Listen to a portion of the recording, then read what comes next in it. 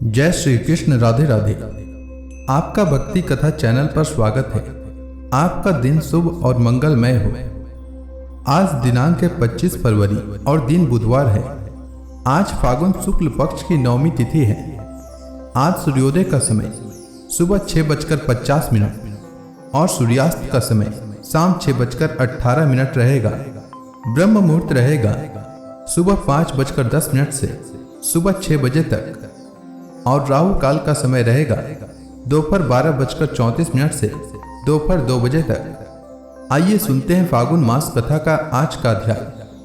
श्री सुखदेव जी कहते हैं, परीक्षित, जैसे यदि किसी कंगाल को बड़ी कठिनाई से कुछ धन मिल जाता है तो उसमें उसकी आसक्ति हो जाती है, वैसे ही बहुत कठिनाई से प्राप्त हुए उस पुत्र में राजर्षि चित्रकेतु का स्नेह बंधन दिनों दिन दृढ़ होने लगा।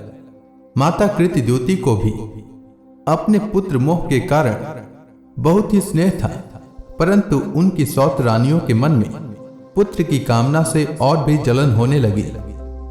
प्रतिदिन बालक का लाड़ प्यार करते रहने के कारण सम्राट चित्रकेतु का जितना प्रेम बच्चे की मां कृतद्युति में था उतना दूसरी रानियों में न रहा। इस प्रकार एक तो वे रानियां संतान न होने के कारण ही दुखी थीं, दूसरे राजा चित्रकेतु ने उनकी उपेक्षा कर दी। अतः वे डाह से अपने को धिक्कारने लगे और मन ही मन जलने लगे। वे आपस में कहने लगी, अरे बहनों, पुत्रहीन स्त्री बहुत ही अभागिनी होती है। पुत्र वाली सौतें तो दासी के समान उसका तिरस्कार करती हैं, और तो और स्वयं पतिदेव ही उसे पत्नी करके नहीं मानते। सचमुच पुत्रहीन स्त्री धिक्कार के योग्य है।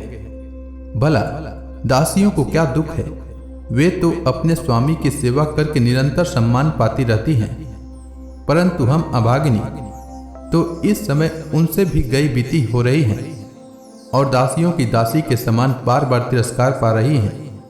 परीक्षित, इस प्रकार वे रानियां अपनी सौत की गोद भरी देखकर जलती रहती थी और राजा भी उनकी ओर से उदासीन हो गए थे। फलतः उनके मन में कृतद्युति के प्रति बहुत अधिक द्वेष हो गया। द्वेष के कारण रानियों की बुद्धि मारी गई, उनके चित्त में क्रूरता छा गई। उन्हें अपने पति चित्रकेतु का पुत्र स्नेह सहन न हुआ, इसलिए उन्होंने चिढ़कर नन्हे से राजकुमार को विष दे दिया। महारानी कृतद्युति को सौतों की इस घोर पापमयी करतूत का कुछ भी पता न था।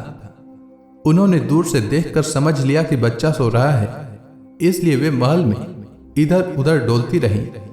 बुद्धिमती रानी ने यह देखकर कि बच्चा बहुत देर तक सो रहा है, धाय से कहा, कल्याणी, मेरे लाल को ले आ। धाय ने सोते हुए बालक के पास जाकर देखा कि उसके नेत्रों की पुतलियां उलट गई है। प्राण, इंद्रिय और जीवात्मा ने भी उसके शरीर से विदा ले ली है। यह देखते ही हाय रे, मैं मारी गई, इस प्रकार कहकर वह धरती पर गिर पड़ी।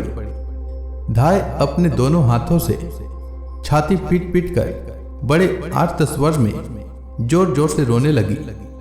उसका रोना सुनकर महारानी कृतद्युति जल्दी जल्दी अपने पुत्र के शयन गृह में पहुंची और उन्होंने देखा कि मेरा छोटा सा बच्चा अकस्मात मर गया है।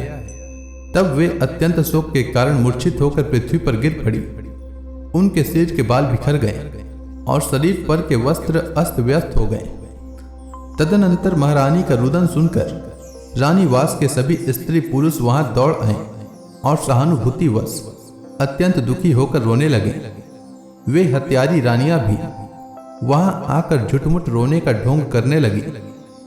जब राजा चित्रकेतु को पता लगा कि मेरे पुत्र की अकारण ही मृत्यु हो गई है, तब अत्यंत स्नेह के कारण शोक के आवेग से उनकी आंखों के सामने अंधेरा छा गया। वे धीरे धीरे अपने मंत्रियों और ब्राह्मणों के साथ मार्ग में गिरते पड़ते मृत बालक के पास पहुंचे और मूर्छित होकर उसके पैरों के पास गिर पड़े। उनके केस और वस्त्र इधर उधर बिखर गए। वे लंबी लंबी सांस लेने लगे। आंसुओं की अधिकता से उनका गला रुंध गया और वे कुछ भी बोल न सके। पति प्राणा रानी कृतद्युति अपने पति चित्रकेतु को अत्यंत शोकाकुल और इकलौते नन्हे से बच्चे को मरा हुआ देख भांति भांति से विलाप करने लगी। उनका यह दुख देखकर मंत्री आदि सभी उपस्थित मनुष्य शोकग्रस्त हो गए। महारानी के नेत्रों से इतने आंसू बह रहे थे कि वे उनकी आंखों का अंजन लेकर केसर और चंदन से चर्चित वक्ष स्थल को भिगोने लगे। उनके बाल बिखर रहे थे तथा उनमें गुथे हुए फूल गिर रहे थे। इस प्रकार वे पुत्र के लिए कुकरी पक्षी के समान उच्च स्वर में विविध प्रकार से विलाप कर रही थीं। वे कहने लगी, अरे विधाता, सचमुच तू बड़ा मूर्ख है जो अपने सृष्टि के प्रतिकूल चेष्टा करता है। बड़े आश्चर्य की बात है कि बुढ़े बूढ़े तो जीते रहें और बालक मर जाए। यदि वास्तव में तेरे स्वभाव में ऐसी ही विपरीतता है तब तो तू जीवों का अमर शत्रु है। यदि संसार में प्राणियों के जीवन मरण का कोई क्रम न रहे तो वे अपने प्रारब्ध के अनुसार जन्मते मरते रहेंगे। फिर तेरी आवश्यकता ही क्या है? तूने संबंधियों में स्नेह बंधन तो इसलिए डाल रखा है कि वे तेरी सृष्टि को बढ़ाएं, परंतु तू इस प्रकार बच्चों को मारकर अपने किए कराए पर अपने हाथों पानी फेर रहा है। फिर वे अपने मृत पुत्र की ओर देखकर कहने लगी, बेटा, मैं तुम्हारे बिना अनाथ और दीन हो रही हूँ। मुझे छोड़कर इस प्रकार चले जाना तुम्हारे लिए उचित नहीं है। तनिक आंख खोलकर देखो तो सही, तुम्हारे पिताजी तुम्हारे वियोग में कितने शोक संतप्त हो रहे हैं। बेटा, जिस घोर नरक को निसंतान पुरुष बड़ी कठिनाई से पार कर पाते हैं उसे हम तुम्हारे सहारे अनायास ही पार कर लेंगे।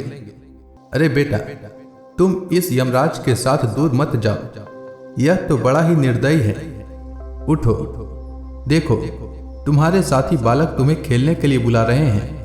तुम्हें सोते सोते बहुत देर हो गई, अब भूख लगी होगी। उठो, कुछ खा लो। अपने स्वजन संबंधी हम लोगों का शोक दूर करो। आज मैं तुम्हारे मुखार विंद पर वह भोली भाली मुस्कुराहट और आनंद भरी चितवन नहीं देख रही हूं। मैं बड़ी अभागिनी हूं।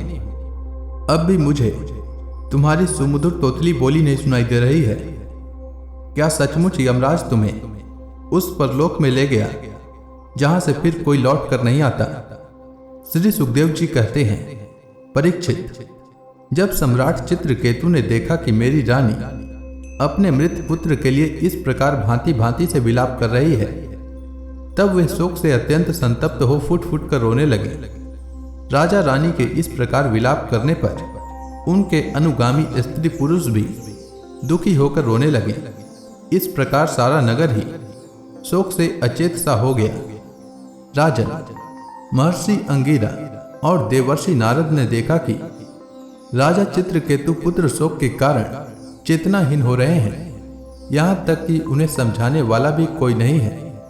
तब वे दोनों वहां आए। तो इसी के साथ यह अध्याय समाप्त हुआ। तो प्रेम से बोलिए विष्णु भगवान की जय, समस्त देवी देवताओं की जय। इसके आगे की कथा मैं कल के अध्याय में सुनाऊंगा। तब तक के लिए भगवान श्री हरि विष्णु का नाम जपते रहें।